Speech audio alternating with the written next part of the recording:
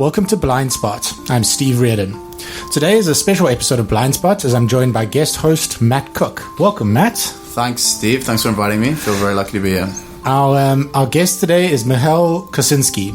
Dr. Michal Kosinski is Assistant Professor of Organizational Behavior at Stanford Graduate School of Business.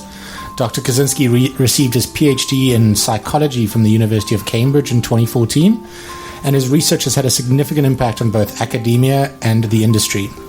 His research focuses on individual differences in behavior, preferences, and performance.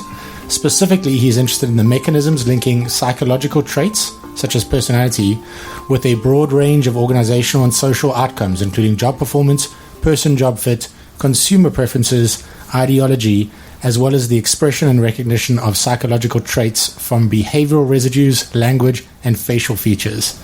Kosinski conducts his research using a range of computational methods, including machine learning, data mining, and observational studies involving millions of participants. Michal, welcome to Blindspot. Thank you guys for having me here. Okay, so I want to try and give the listeners some context around when we're talking about kind of big data and your area of expertise. How do you think about it? What do you mean by big data? It's a very good question. People keep disagreeing what big data is. To me, big data is data that is too large to be analyzed by humans by hand. So interestingly, the same piece of data can be both big and small depending how you look at it. So let's take a profile picture on Facebook. If you just look at it, it's small data. We can pretty well understand what's going on this picture and see the face, recognize the gender. So humans are pretty good at analyzing data like that. But now if you represent the same picture as zeros and ones, it suddenly becomes big data because it's something that humans cannot really analyze so easily. We did not evolve to, analyze zeros and ones. Yeah. But interestingly, even the picture itself, if it's taken in high resolution, can be big data. If you take picture with a modern camera with super high resolution, it can have, 1 gigabyte, one picture, right? There's a lot of data there that you can extract by zooming in. Now you can see all the little creases of your skin, all the little freckles and so on. And again, now face becomes this super high resolution map that, humans cannot analyze anymore. If you ask someone to count, hairs on your head, this becomes big data. Computers can do it very easily in a fraction of a second. Humans struggle. So I just wanted to ask a follow-up on that. I mean, one of the things I've read about is this idea that up until now, computers have been quite bad in terms of like facial recognition or stuff that they, were bad at recognizing whether it was a cat or a dog or whatever from those features. Where are we now in the state of kind of that analysis? Look, it took animals millions of years to evolve, some of those skills, right? And, human brain is just this super highly specialized computer, and one of, let's say, functions that human brain has is interpreting faces, right? It's actually a lot of science showing that, the optical nerve is not wide enough to pass on everything we see, right? So there's a lot of computation going on. Your eye gets a lot of information from the environment, then it gets compressed to go through the optical nerve, so a lot of information is lost, and then your brain is reconstructing the image there's basically huge computer vision machinery there inside your brain that turns this kind of compressed message now into a very detailed image of the environment that is totally construed. What you think you see is just created in your head based on a very scarce information that is getting through your optical nerves. And let's say face recognition or ability to read emotions from human faces. This is one of those examples of how this machine really got honed in the evolution to be basically amazing at just reading other people's psychological states from just, micro movements of their eyes or maybe micro expression and so on. Now, computers a few years ago could not do it. There was not enough computational power, there was not enough data. A few years later, computers made as much progress as kind of biological evolution made in millions and millions of years. Today, computers can read your emotions with higher accuracy than humans can, just based on a video of your face. Wow. Could you talk a bit about the Ocean method, whereby a psychological profile of every person can be built and then used to predict their behavior? So Ocean method, also called Big Five, is a very well established, one may say, traditional personality framework. And personality is basically this concept that we use in psychology to describe a very intuitive fact, really, that people differ in terms of their behavior, but those differences are not random, right? So we're not composed of random thoughts and random behaviors. They come in patterns, right? So people who are friendly, they also like hanging out with the other people. They also usually talkative. They also usually warm. They also like, being outdoors and hanging out with their friends in the clubs, right? Versus people, and we call it extroversion in personality psychology, whether introverts are more thoughtful, they talk less, but usually what they say is actually a bit smarter because they thought more about it. They also hang out with the others, but they also enjoy more than extroverts being alone, reading a book, writing a computer code, right? And this is why you see that, let's say, extroverts tend to become actors or salesmen, because that's the kind of a job that gives you opportunity to hang out with the others, versus introverts, end up being software engineers or engineers, because it's a job where you kind of don't really need to interact with the others so much, but thoughtfulness and sitting alone on your drawing next to your drawing board or next to your computer is actually desirable property. And now in the past we were measuring personality using personality questionnaires, and I'm sure you guys heard about MBTI. This is another personality framework, not so much liked by scientists because there's just lack of evidence that it works very well.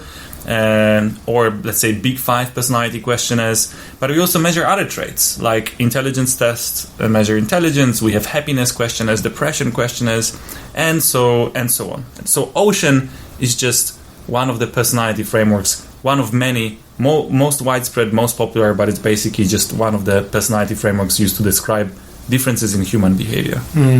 So some of your research I was reading was kind of focused around this idea of developing techniques to use social media and other sort of online information to improve this profiling.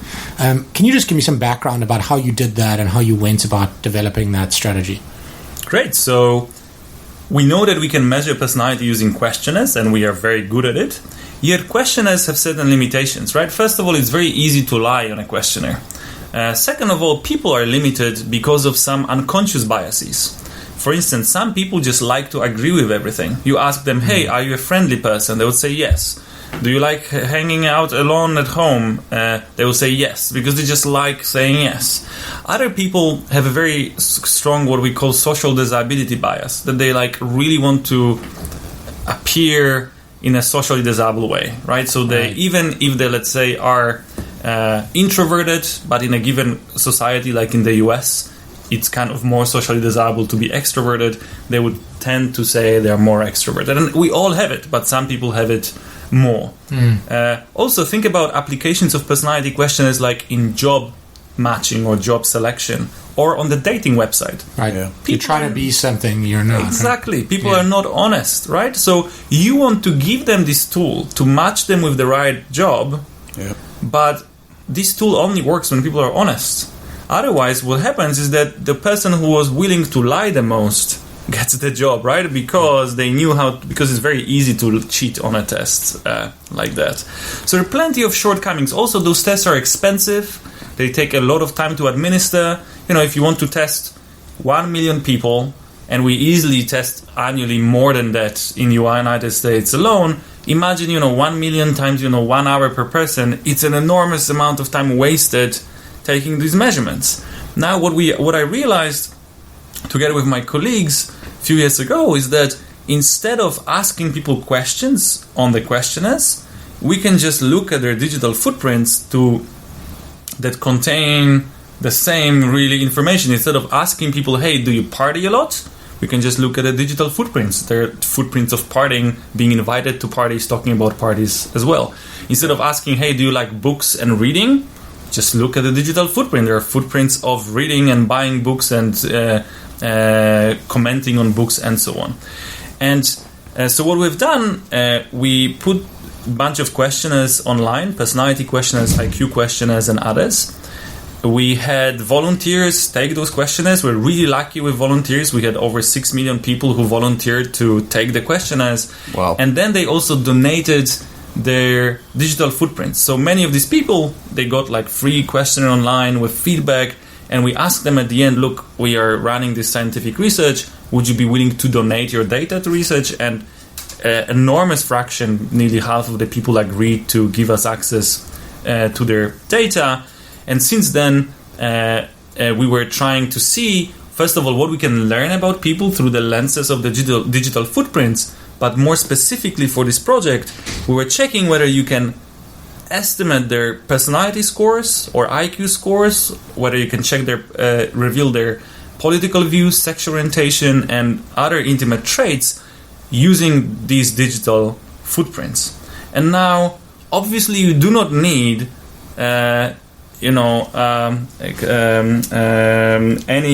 don't need a scientist to infer that someone is Republican if they like, all the Republican politicians and navigate to their websites and so on.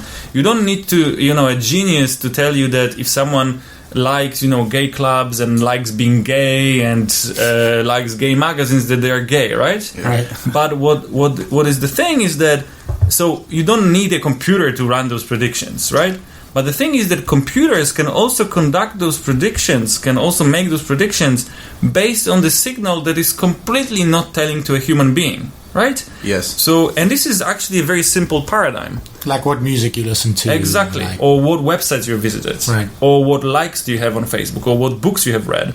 Now, why is it possible? This is possible because humans, when we make inferences about things, we need signal that is strong enough. So if I tell you, I like Barack Obama, you're like, okay, this guy is kind of liberal and Democrat, right? If I tell you, I like, this brand of a motorbike or a bike, you kind of don't really know whether I'm a Democrat or Republican. Why? Because everything is related to everything else in the big data science world. There's certainly certain very small bias that the given brand of bikes is slightly preferred by a given political affiliation. It's so weak and so insignificant that people cannot perceive that, right? But now computers can spot those little patterns. And now if you basically aggregate it over much of digital footprints, a huge database of digital footprints that you can have for any individual, suddenly those very insignificant predictions that you can make based on each piece of data, suddenly they become very accurate because you got so much information. So for people who are not familiar with this, they might be a bit skeptical about how accurate this could be. So could you give some examples about the type of data that you've used and how accurate it can be versus at predicting performance, even against how accurate humans can be? What I like using the most is Facebook likes. Why? Because they are first of all, they're very pervasive. Like, there's so many people out there that have Facebook account and we all like stuff on Facebook. So there's this is a very typical digital footprint. But also it's really similar to other types of digital footprints. So if you like something, it's a similar type of signal to buying something. Right? It's also a connection between you and an object. Right. It's a similar signal to you searching for something, or you going to a website, or you listening to a song. Like liking a song on Facebook is similar type of signal to listening to a song on Spotify or Last.fm. But we also run build models based on language, on websites that you browse to, on your search history. One of my colleagues built similar models based on what you have bought using your credit card, and so on. And basically the findings are virtually any type of digital footprint. I've seen recently a paper predicting personality from mouse movements and keyboard strokes. So any type of digital footprint seems to be predictive. Now, we tried, again, predicting quite a broad range of outcomes, ranging from sexual orientation, political views, religion, through personality, IQ, to drug abuse, whether you're single or not, and so on. So the dozens of different traits we tried predicting. Accuracy is very often super high. So let's say race. 90%. Gender, over 90%. Sexual orientation, around 90% classification. With how many accuracy. On average, people in our sample had about 250 likes. Today, people have way more likes on their profiles. When it comes to personality, to be as accurate at predicting your personality as your work colleagues are, you need 10 likes. 10. Only 10. Only 10 likes. If you want to be as accurate as your own spouse at predicting your personality, you need to give algorithm around 230, 240 likes. And that's about the average of your sample set. Exactly. So for the average human, you can be more accurate at predicting their behavior than their spouse. I don't know about behavior. I would actually argue that behavior as well, but certainly personality, right? So when we try to predict your personality score on the questionnaire, how we've done it actually. So we got 60,000 individuals. We asked them to fill personality questionnaires. Then we estimate their personality using their Facebook likes. And then we also have given personality questionnaires to their spouses, friends, coworkers, family members, and asked them to fill this questionnaire like they were the person we're studying, right? So your wife would take a questionnaire and try to fill it, answer the questions in your name, let's say, right? And presumably, if you know someone really well, you can really accurately answer those questions in a similar fashion to the target of the examination here. Right. And it turns out that wives were the most accurate of human judges, but still computer accuracy was easily higher than spouses for an average person, because average person these days I would expect that it's more than 300 likes on average per person. So I guess we've been sneaking up on this idea, but the concept of, from what we've been reading recently, is the idea that your research has been used by certain political parties and by data analysis firms. Obviously, Cambridge Analytica has come up a lot, and it's been used in the Brexit campaign and in the Donald Trump campaign to certainly what they're claiming a high degree of success. How did they use this research, I guess, in a way that helped their political cause? Sure. So, well, first of all, I want to stress that in my work, I focus on two angles. So, in my papers, I would try to discuss the potential benefits of those predictions being possible, and there are huge benefits. You can improve job matching, you can improve career planning, you can improve psychological counseling. You can bring the benefits of psychological assessment to all of these people who are now deprived of it, people who are less affluent, people who live in developing countries. Right? Those models are cheap to deploy, they can be deployed on large populations without much trouble. Now, these advantages are also creating risks, right? Because it also means that now you can measure psychological traits or reveal some intimate demographic traits like sexual orientation on a large scale for large groups of people without them knowing that this has happened.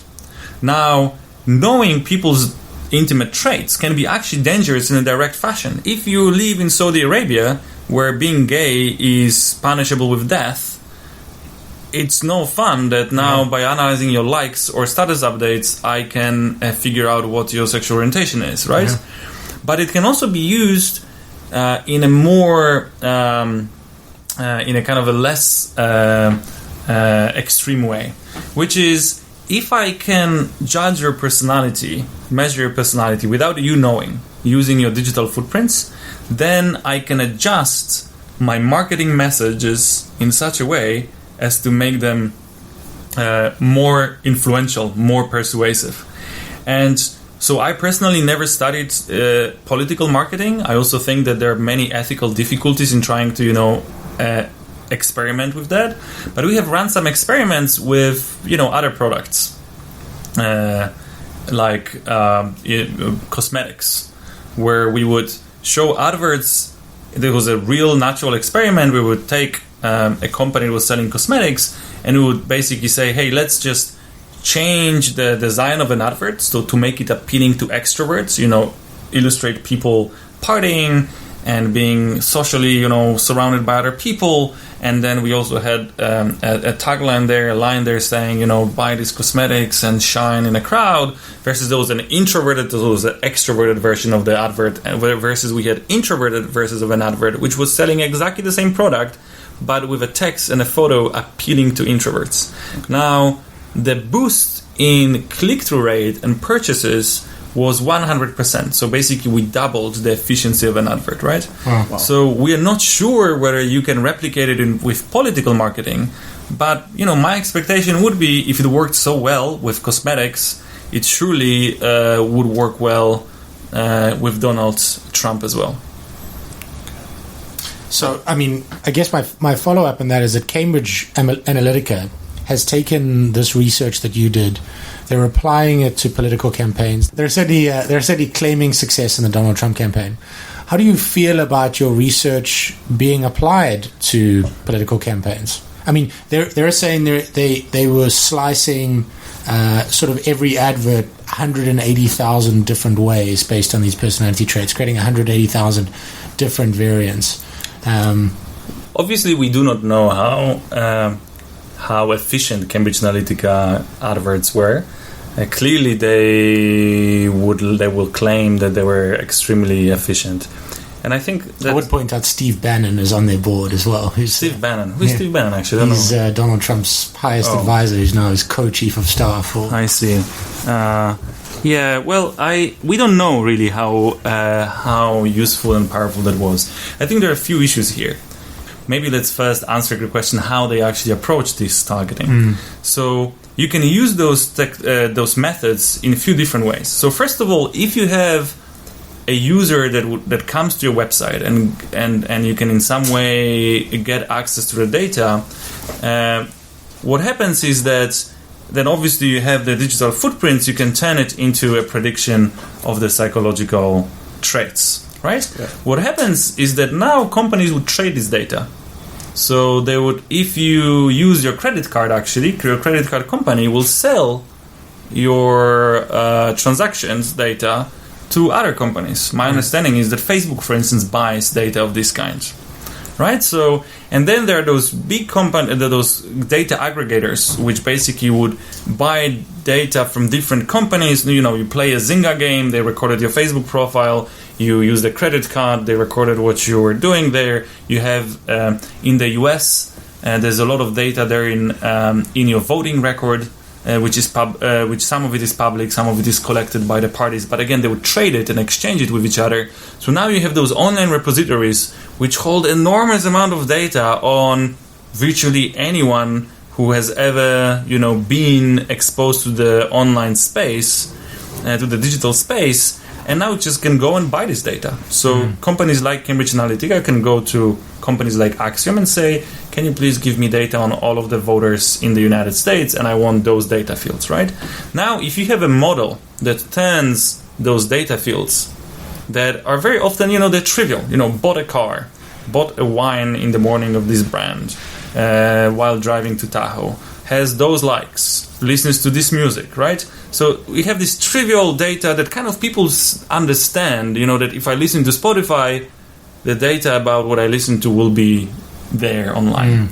But now what you can do with it, you can use those models I was describing to you and turn this potentially kind of harmless data into predictions of your psychological traits and other intimate traits, right? So you kind of move from this first level of data into much more intimate space, and now you can use it in targeting. But there are other ways in which you can use it. You guys surely heard about behavioral targeting platforms. Most of the online environment is now about behavioral targeting. If you search for this, we will show you. If you search for skiing, we will show you those adverts. If you have those likes on Facebook, Facebook will show you. You can go to Facebook and say, can you show my advert to people who like Lady Gaga and whatever else, right? So those are behavioral targeting platforms. Those platforms on the surface, they do not allow you to target based on personality or intelligence or sexual orientation. Well, actually they do. On Facebook, you can just target gay people explicitly. Facebook gives you this option. But now what happens is that because we have those models, not we, companies have those models, they know now that people who are conservative, they, like American cars, and they like certain books, and they listen to certain music. So they can say, okay, even if Facebook doesn't allow me to target people who have certain personality profile, I can just say, hey, Facebook, so please target people who express certain behaviors, right? And what happens is that basically you will reach people of a certain psychological profile. Now, the problem is that those people don't even know that they are seeing this advert because they have a psychological profile that the company was looking for. They also don't know that they're seeing the advert because they're gay, and so on. Now, there are many risks, again, like going away for a second from Cambridge Analytica, there are many risks of that. One risk in particular that I hope that someone would explore in more detail, it's probably not a scientific endeavor really, but kind of a journalistic endeavor, is that you can also in this way de-anonymize large groups of people. Right. You can do the following. I can say I'm a Westboro Baptist church, and I say I want, dear Facebook, you to show the advert, this free t-shirt saying San Francisco is great, to all of the gay people in San Francisco.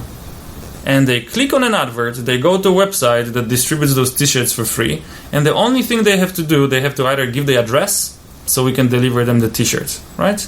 Or maybe they just need to register somewhere with an email address. Now, you can very easily match an email address with a physical address these days, right? So now what happened is that Facebook never told Westboro Baptist Church what was the sexual orientation of their users. But Facebook enabled this organization to show an advert just to gay people, so whoever clicked on the link, it must be gay, because other people didn't even see the adverts. Yeah. Right? So now whoever comes to your shop, you know what a sexual orientation is, go and, spray something offensive on their door or worse. Right? So could this be used, for instance, to radicalize people? So you could try and find people who fit the personality type profile of somebody who is likely to be radicalized or vote for a certain ideology, and you can target them based on that and find out who they are. Of course you can. Though I think that, some people want to be radicalized. Some people just seek certain information. The whole idea of recommendation system, right? Which is underlying Facebook wall, is underlying Netflix, is underlying Google search actually. When you search for something and I search for something, we'll see different things because the results are being kind of adjusted to our profiles. So there's plenty of other environments in which messages get crafted specifically for us, right? So on one hand, it's I believe that to a large extent this is acceptable, right? Because we actually want adverts, and we want our newsfeed and we want our Netflix experience to be personalized. You want to find good books on Amazon. Exactly. You don't want the Westboro Baptist Church targeting your home. Exactly. But the problem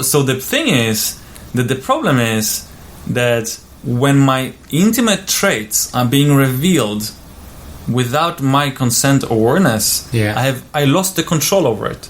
So look, if you guys set up an online store selling something that I want, bikes or movies, and you invite me to this store, and then you say, look, Michal, we will give you great recommendations of movies, but you have to give us your digital footprint, we'll estimate your personality and a bunch of other intimate traits.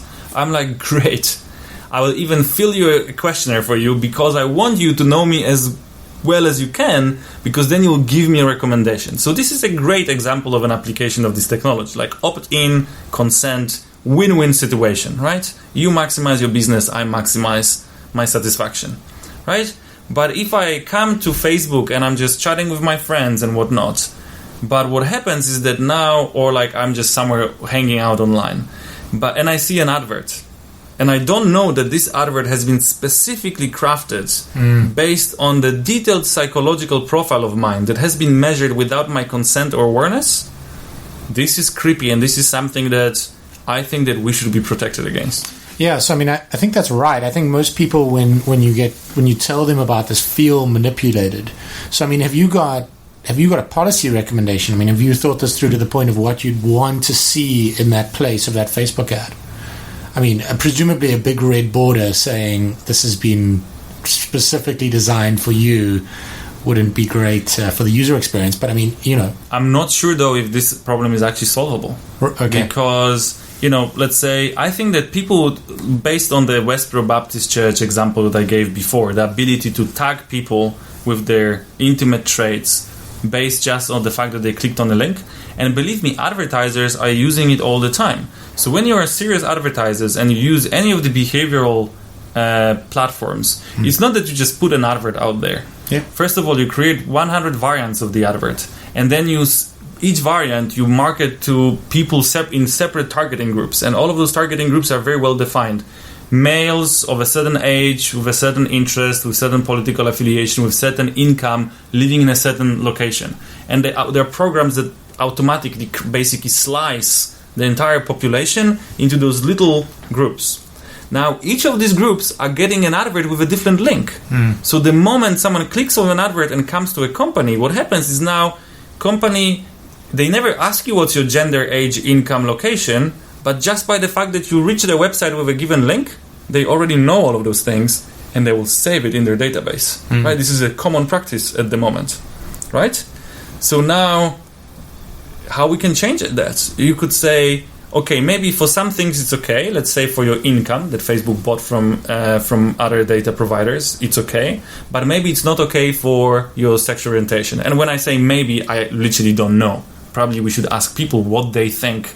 Maybe Facebook should give people an option. What variables? But the problem with that is, as you pointed out earlier, you don't need sexual orientation. You just need to know you like MAC cosmetics. Right? Exactly, which basically means that behavioral targeting in general basically allows you to do those things. So to protect people's privacy, we would have to get rid of behavioral targeting. Really, Facebook, because how can they make their money if they cannot do behavioral targeting, right? Well, I'm sure that I'm not a specialist in how internet companies make their money, but this is a big problem that might be very difficult to solve, and I'm not sure if I have solutions. Yeah, so there's a lot of concern in the US after the election about the polarization of society here, right? That people are being grouped into like-minded camps. So how do you continue to develop these tools and these technologies, because it's going to continue developing, but try and stop that happening? Do you think that's possible? Well, I think that, again, the story is not as simple. So let's say we talk a lot about echo chamber and polarization. Those are related concepts. And there's certainly and it's certainly happening to some extent, right?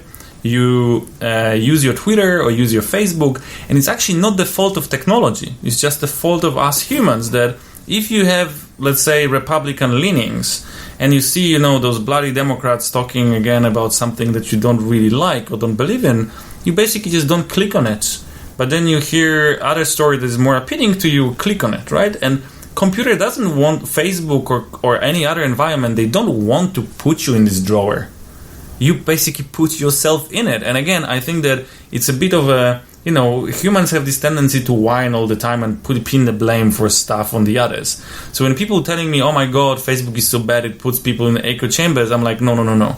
It's you were ignorant and not interested in other things. So just Facebook recognized that, and kind of your Facebook newsfeed represents how close-minded you are. It's not Facebook being close-minded and echo chamberish. It's you basically not being interested in other things. So there's definitely that. But on the other hand, Facebook and Google and all the other online environments give us this super easy access to information that is basically far away from our kind of daily experiences and daily and kind of what our friends like and follow, right? In the past, if you're born in a small town, kind of what information you got access to was basically controlled by your teacher, by your parent, by your librarian. You could not really escape that. There was no access to information beyond that, and there was a broadcasted TV signal, and everyone had to watch the same thing. Now, you basically are one click away from literally all the knowledge of the world, and it's just your fault, not Facebook's fault, that we are closing ourselves in those silos. So I think instead of trying to fix the technology here, we should fix the humans. We should basically tell people, look, instead of blaming Facebook for being in echo chamber, and instead of blaming big data for Trump's victory, educate yourself, educate the other, talk to other people, listen to them, listen to what they say, go and travel, and basically change yourself, reform humans. Because Facebook is just a representation of how close-minded humans are, not the other way around. Well, I mean, then we're really screwed because we're not going to do any of that because we like sitting on the couch and watching Netflix. Of course. There's absolutely not. That's obviously an insane suggestion. Yeah. So I wanted to ask, I mean, based on that recommendation, how you think about like all of this press around like the fake news that was generated coming up to the election. I mean, there was clearly a data aspect to that. I mean, does that just all fall into the same bucket of this echo chamber sort of narrative? So first of all, we have to first realize that Facebook is doing an amazing job, right? They are at the frontier of technology. They designed this environment for us that no one has designed before, and they're dealing with the problems that no one has had to deal with before. Yeah. Look, it's not Facebook posting fake news, it's people posting fake news, right? Before we had those clickbaits, those like 15 best ways of whatever saving the world, right? Yeah. There was a plague of that on Facebook, and then Facebook kind of got rid of that. They basically upgraded the algorithms, they recognized the problem, they got rid of it. Now there's a problem of fake news. Facebook recognized it clearly. They will get rid of it, right? They really work hard on improving people's experience and making sure that they basically don't get clickbaited somewhere or they don't get swamped with fake news because it's clearly not a good user experience. But you have to give them credit. They're basically at the forefront of progress. And, if there were people who were warning Facebook, if there was people now criticizing them for fake news, I really want to see those people telling Facebook what their problem will be in 3 years and advising them how to engineer solutions against this problem, right? Right. So when you look at big data just as an industry, moving outside of your research, and I mean, I guess we've described a lot of the positives of it. I think one of the interesting things looking from the outside, looking in, is, I mean, you mentioned all of these amazing opportunities that you can use big data for, and yet kind of what's in the press and what's getting the attention at the moment is its use in the election. Is that because that's what we're covering, or is that because that's what we're using big data for? And I guess looking forward, are you hopeful we're going to use it for good or for evil? Oh, I'm very hopeful. Like, we figured out way more difficult issues than big data. We figured out nuclear power. Right. We figured out machine gun. We nearly killed ourselves figuring out nuclear power, though. So that's well, machine gun probably even worse than nuclear power. Sure. Oh, actually, I'm not sure anymore. Having thought about it for a fraction of a second. Yes, for sure. Like, those are things that humanity, unfortunately, we're just this type of an ape that just learns best on our own mistakes. And I think it's the same with big data. We're in this kind of wild west of digital environment. Mistakes will happen. Now the solution again is not just to find a scapegoat, Facebook, Cambridge Analytica, or Google, or whoever else, right? The right way forward is to try to look for solutions and recognize that those companies, they don't try to do bad things. Things will happen for sure because we're just on the forefront of development, but they really work hard on trying to make your experience as good as possible. And I forgot the rest of the question, but it was about the future and whether I'm hopeful. Well, yeah, I mean, just whether as I say, whether you're hopeful we're going to use this for good rather than... Okay, so obviously there's a bias in the media to report negatives. And actually there's a bias in human cognition, which is actually pretty great, right? Good things are great, but we can only enjoy them if we manage to defend ourselves from the bad things. So human cognition is naturally focused on the downsides, always. And kind of worked for us for millions of years of evolution. It probably works for us at the moment as well. So yes, there are downsides to big data, but anyone who has driven to work and used Google Maps today, or searched for anything on Google, or received no spam today, or only few spammy emails. Anyone whose bank account wasn't hacked today, despite of gazillions of people actually trying to hack you. Anyone whose electrical grid works fine, despite of other governments trying to switch it off, should be really thankful for great progress in big data, because it's basically saving our asses and making our existence way better every single day. Right. I think that's a good positive note. Great note to end on. From Matt and I, thank you very much for coming on Blindspot. Thank you, guys. It was a great pleasure.